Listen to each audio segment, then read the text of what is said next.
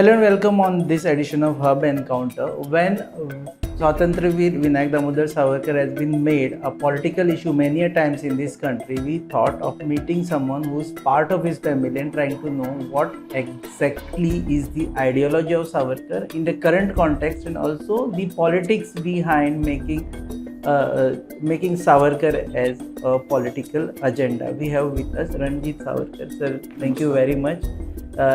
Grandson of Vinayak Damodar Savarkar, Swatantra Savarkar, sir. First of all, anyone would ask you this question: is there a pressure on you because you belong to Savarkar family right from your childhood that you should be like this, or you had a liberty to have your own thoughts? No, I had a liberty of my own, but in my childhood I have faced anti-pressure. Because I am Savarkar, I was pointed out, I was targeted, and because Savarkar was not a favorite of Congress politics, so that kind of pressure was definitely there. But that pressure, in fact, made me study the issues like defamation of Savarkar based on various issues. So it made me to study, find out a document, make historical research, and I naturally got into it. Has it ever happened to you that there are two aspects of it, that being a family of Savarkar, someone is praising you and also someone is pressurizing you or looking at you from a hatred point of view because you are part of family? See, in India it is very common to look towards the descendants of great people as a revered people or so. But we don't believe at Savarkar, we don't believe it. We don't believe that you should be praised because of a heritage. In fact, we often say that one who follows the politics or policies of Savarkar is himself a true Savarkar. So Savarkar never believed, he never brought his children into politics, and that kind of family politics was never into Savarkar. So even today, even though people look at me as a descendant of Savarkar, I discourage it. So you are living in a world where there cannot be another Savarkar. So your ideology of Savarkar is through studying his history, or through your family lineage that you have learned from your parents that he was like this. No, basically, you have to learn the history if you want to learn Savarkar. Because Savarkar himself, he has developed his thoughts based on the study of history. Savarkar has already said that, or he always used to say, that in the light of history, you should plan your present so that your future is bright. So, history is always there. If you have made some mistake in the past, you have to avoid them. If you have done some good things, then you have to repeat them. So, history is always a teacher. You need not reinvent wheel every time. So, what Savarkar did in the past, is it relevant today? That is the aspect I think whole we should concentrate. Now, the part of revolution Savarkar is not relevant now because we are a democratic country, and Savarkar himself has said that after we get the freedom, revolutionaries should lay down the arm and join regular politics, that is a ballot politics, not bullet. But a social revolutionary Savarkar is, I think, we should look towards today, because every election now you are very well aware that is fought on the basis of caste of the candidate, and openly this is being discussed. That is Karnataka election, Hokkaligas versus Lingayat and all these issues were coming up. So this is vivisecting our society. So Savarkar's main contribution, I think we should follow today, is a social reformer Savarkar, social revolutionary Savarkar, a person who always opposed the caste politics, and we should follow that. Sir, any of his ideology that you disagree with or you agree with 100% of his ideology? See, the most beautiful thing about Savarkar is he has always said that don't follow it because I said it. You analyze it, you think on it, and if you feel it okay, you follow me. He also said that any thought is not a permanent nature. It is either it is a time relevant or space relevant. If the time and place changes, then the thought has to change. So that is the beauty of Savarkar philosophy, that nation's interest is foremost. And unfortunately for us, because we didn't listen to Savarkar, the situation is even today the same, and even today his thoughts are much relevant. So Savarkar's thoughts are relevant even in the current times. Yes, definitely. Now, if you take the issue of in 1947, India was decided based on a Hindu-Muslim policy. There were 35% Muslims, so 35% land went to Pakistan. After partition, the Muslim population in India was 8%. And in the 75 years, that 8% has grown back to 22% against. So definitely Hindus have got right to live here peacefully. And this demographic changes, they are definitely creating trouble to the Indian this one. So Savarkar's policy was never discriminate between the persons based on religion, but Congress government has done the same. The Muslims are getting special provisions, while Hindus are not. So there should be, first of all, no discrimination based on religion. All the rules should be same. There has to be a common civil code. It was not there. The reason for increase in population is simple because there was not common civil code. Hindus were forced to for family planning, Muslims were not. So this discrimination shouldn't. Savarkar never wanted that being a Hindu you give us special provisions. He always said that every person should get the same rights, exactly nothing more and nothing less. So there has been sea change since 2014. The way Savarkar has been, given recognition in India's politics or governance or government. What is your reaction to that? Since the Modi has come to power, Savarkar has come to a mainstream, and there has been they are putting up his portraits everywhere. They are putting up statues everywhere. No, I won't say that because earlier also Atal Bihari Vajpayee government was there. Why Savarkar got recognition is Savarkar thoughts were practically implemented by Modi. Now Modi's policy of Sabka Sath Sabka Vikas is a derivation of Savarkar's policy कि वर्गहिताचा राष्ट्रीय समन्वय, that is a national coordination of class war. In those days, the concept of class war was there. Either you are communist or whether you are a capitalist, the concept of class war was there. So Savarkar says there should not be war between the classes. That is a bhandwaldar and mazdoor. So there should be a coordination, national coordination. So the same thought, Sabka Sath Sabka Vikas, has been successfully implemented by Modi. In Savarkar's foreign policy, he says that Shatru sa Shatru should be Mitra. The enemy should be your friend. And the same thought Modi ji implemented, and now we have made friends across the Pacific. This one, that China is now land trap, is getting land trap because our hold on Andaman and whole these nations coming to the side of India. And third part is anti-terrorist activities, anti-Pakistan, this one. See, he said that Pakistan is a small country and they are attacking us again, so they should be taught the lesson. So surgical strikes and all, everything is Modi. Article 35 in Kashmir, Savarkar didn't want it. So Modi has implemented his politics and basically his nationalism. So people are getting connected with the Savarkar thoughts again. Are you happy with this entire thing? So you want more to be done to recognize Savarkar, and what you want more to be done? See, first of all, Savarkar was not an idol worshipper, so Savarkar will never want that he should be worshipped or prayed or something like that. His idol should be put up everywhere. He was a man who says, you follow my philosophy in principle, because after 50 years his thoughts will also change. So, but principal philosophy is betterment of nation, betterment of our people, and that is through rationalism. Not somebody says, not paramparas and something. If the thing is useful today, then use it. If it was useful yesterday and it is not useful today, so throw it. So he was a utilitarian and rationalist. So through that philosophy, I think I should follow that philosophy. So a lot of negativity or false propaganda is also around Savarkar. For example, a letter which they are speaking about, for which you have already filed a defamation case. Can you just... No, that is a pure politics. I have already said that he has never apologized, even a single... You can show me the single sentence, there is nothing such it. Applications he has made, but he made the applications for everybody.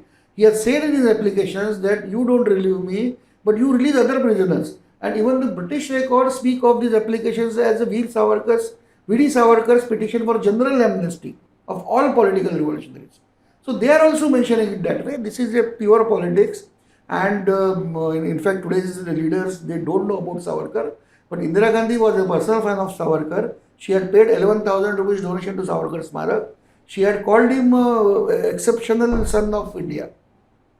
So she was praising Savarkar. She published this Savarkar stamp, and the same Congress now they are disowning Indira Gandhi. So this is politics, but nothing. But why do you think there is hatred of Congress towards Savarkar and his ideology? See, I think that Congress wants to polarize Muslims, and Savarkar being a Hindutva icon, and I will tell you that Savarkar's Hindutva was never a religious. It was never based on the puja paddhati or way of worship. Savarkar's Hindutva was based on nationalism. Hindutva ka definition was Pitrubhu and Punyabhu, and never his definition was you are Vedic or you are this one or you are this one. He himself, he didn't believe in God. So his Hindutva was nationalism, and but being the name Hindu, and in India it is a fashion to say no, we are not Hindus at all. Basically, our country's name is Hindustan. So being his ism is called Hindutva, Congress is using that item to polarize Muslims against Savarkarites. You also raised the issue about deletion of Savarkar's topic from a syllabus in Karnataka and replacing it with Tipu Sultan. See, nowadays the Congress may think that by deleting this one they will deprive students from learning the Savarkar, but nowadays students are very sharp. A lot of Savarkar's literature is available free on social media, on websites. Savarkar Smarak has published his literature in English, and even in Kannada we are now publishing. It will be available free of charge. So I don't think that deletion of chapter of Savarkar will do anything. In fact, I will say that you suppress more Savarkar's philosophy, suppress it more, it will rebound more. That is a natural reaction. Every action has got an equal and opposite reaction. So now Bollywood is also looking at Savarkar as a topic, and a movie is coming. Have you given consent, or your family given consent to the movie, or are you also having some apprehensions that this movie might portray Savarkar in some other sense? No, at least today, till today, I have been asked that the producers are willing to meet me, but till today that has not happened. It may happen in future, and definitely if there is some objection on it, I will take objection. If it is good, I will help them. Will you like to go through the final prints before the movie is screened for audience? See, that is not my right, but definitely I will demand it, because if they are defaming Savarkar, then I will have to go to the court and I will take a restraining action against them. But I hope that they should get it clear by the Savarkar's family. Savarkar's family. Sir, now we are talking about Hindu Rashtra. Many people are apprehensive that by using the terms like Hindu Rashtra, are we also going anti-minority by telling them, okay, you get away from India, this is only for Hindus? Look, I will tell you, Hindus are the only people who truly believe that God can be present in 1,000 ways, and they don't discriminate against the puja paddhati, anybody's puja paddhati. Hindus have not despised Muslims, Hindus have not despised Christians. But on the contrary, if there is a Muslim Raj, just is happening in Bangladesh, it is happening in Pakistan, around 45, 47 countries are Islamic countries, there the minorities are being suppressed. In past, wherever Christianity was there, the Goan Inquisition is famous. So other religions, so they think that because of their own experience, जब मेरा राज था तो मैं atrocity करता था, हिंदू राज आएगा तो नहीं करेगा. मगर हिंदू राज, definitely there will be no atrocity, because Hindus is the only religion who doesn't insist that you should worship God only in a given way. They give you every freedom. In Hindus, there are Nireshwaravadi, Charvak, he didn't believe in God. Same, Ekeshwaravadi, then Dvaita, Advaita, so many philosophies in Sanatana Hindu itself. So we are open for a difference of opinion, and I think we are the true Sikh. Will Muslims have place in Hindu Rashtra, or they have to search for their own country? If Muslims believe in nationalism, they support the nation, they definitely have. If they do, see, the policy is if you are with us, you are with us. If you are not with us, then stay neutral. You can be citizen. You don't have to be patriotic to remain a citizen. You don't break the laws of the countries. That is one option. And third is, you break the laws of country, you be a traitor to the country, then you will be kicked out. That is also in case of Hindus also. Definitely. Right? Definitely. Anybody is traitor to country will be treated as a traitor. Definitely. So Hindus will not be pardoned if they are traitors in Hindu Rashtra. No, it doesn't mean we have got a tradition from Jaichans. We have got lots of traitors among us. But traitors will be treated as traitor because they did that act. Nobody will be in Hindu Rashtra, nobody will be treated in a bad way because of his religion. He has got full right to. See, you keep your religion constant to your home, nothing, no problem. You don't bring it out on the street. So last question. Now Modi government is coming with so many new reforms. Now do you think what do you think they should do to make sure that India is declared as Hindu Rashtra? Any amendment in the act, any amendment in the law, ordinance, what do you expect? Yes, definitely they should bring a common civil code. common law for every citizen, irrespective of caste, creed, or religion. And I will tell you that in 1945, Veer Savarkar published a model constitution on behalf of Hindu Mahasabha, and it exactly said the same thing: no citizen should be discriminated on the basis of caste, creed, or religion. Everybody should be treated equally. Everybody should be made applicable to the same set of laws. So I will appeal, Mr. Modi, to bring in common civil code, same law for Hindus, same law for Muslims, same laws for Christians. Does it means that once you bring common civil code, uniform civil code, that means India becomes Hindu Rashtra? The idea of Hindu Rashtra is a religious freedom. In Sharia, if you are not a Muslim, you don't have a right to live. In Darul Islam, you cannot live. As a minority, you don't have any rights. You don't have any rights in Pakistan. But wherever Nepal or Hindustan, or you see our past, wherever Hindus are in majority, everybody was treated equal.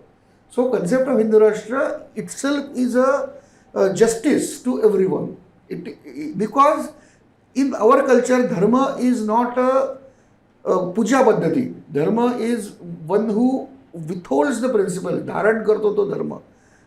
Dhariyati iti dharma. मतलब राज्य धर्म is the governance को जो uplift करता है, the things which uplift the governance is the राज्य dharma. So dharma is a lifestyle. Dharma is functioning which make your life better in any aspect. We call pitru dharma, putra dharma, matru dharma. All these things, dharma is duty of that person. So it is dharma. Hindu dharma is only related to the just and fairness. So just to sum up, when we speak of Hindu Rashtra, that means all other religions have got place in India. They need not leave India. Just that everyone should be nationalistic. They will be treated equally, but they cannot expect anything extra because they are minorities. Because nowhere in the world minority gets more than majority. That is the principle of democracy. The majority should be get more, but we are not saying we are majority, so we should get more. We are saying everybody should get equal, and you do your duty for the nation. That is this. Okay, thank you very much, sir. This was Ranjit Savarkar, grandson of Swatantriya Savarkar. We heard him telling so many things, including how it is being in a family of Savarkar, to Savarkar movie, to ideology of Savarkar, to Hindu Rashtra. Keep watching us. You are watching this interview on a favorite website www.goanews.com. RDXGOA is our channel partners. Keep watching.